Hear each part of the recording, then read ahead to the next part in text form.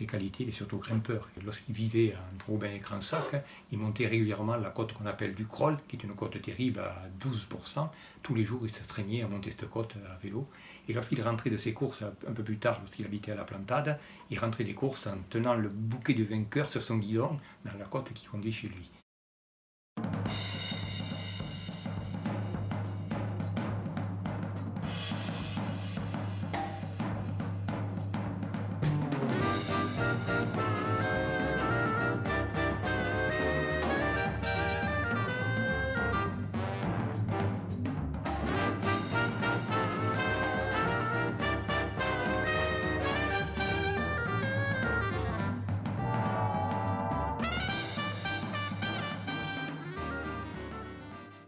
Le cyclisme à l'âge de 17-18 ans, c'est-à-dire en 51.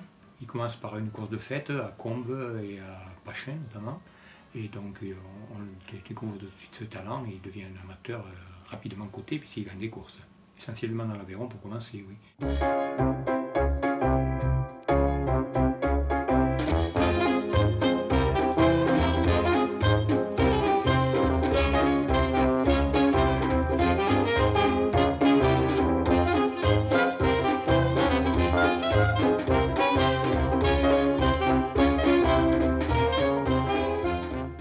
Il va au club de Millau parce qu'à ce moment-là, il y a une rivalité à Millau entre deux clubs cyclistes qui sont le Vélosport Millavois et le Cycle Millavois. Vélosport tenu par la famille Horst et le cycle tenu par la famille Roy. Et donc le Vélosport a la chance d'accueillir dans ses rangs un ancien coureur du Tour de France, Daniel Horst. Ça crée un peu de jalousie par rapport au cycle qui recrute donc Manuel Busto, en qui il voit un futur professionnel, puisque Busto va se permettre en tant encore qu'indépendant de gagner la course d'attente du Tour de France en 54 et 55 à Millau sur la part de la victoire.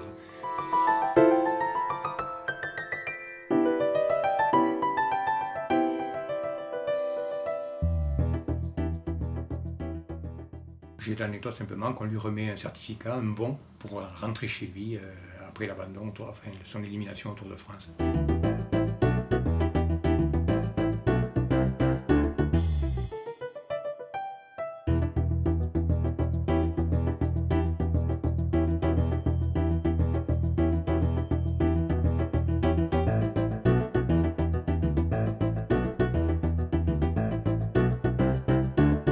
D'autres coureurs étaient là aussi, accompagnés de leurs femmes, comme le régional Manuel Busto.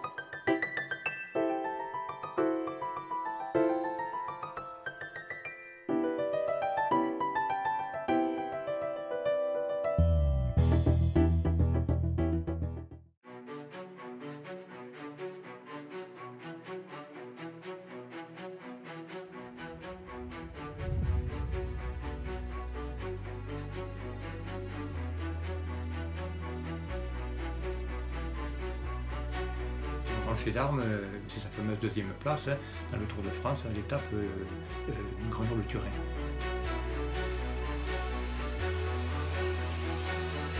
Busto et Vignola, à qui le Tour de France va rapporter quelques dizaines de milliers de francs. Sprint maintenant au sommet du col du Mont-Cenis, où Busto va au sprint. Il est battu au sprint sur la piste encendrée par Guy Gnolin et il raconte que s'il était rentré en première position, il aurait gagné. Il a fait l'erreur et c'était effectivement une erreur de rentrer en deuxième position sur une piste encendrée.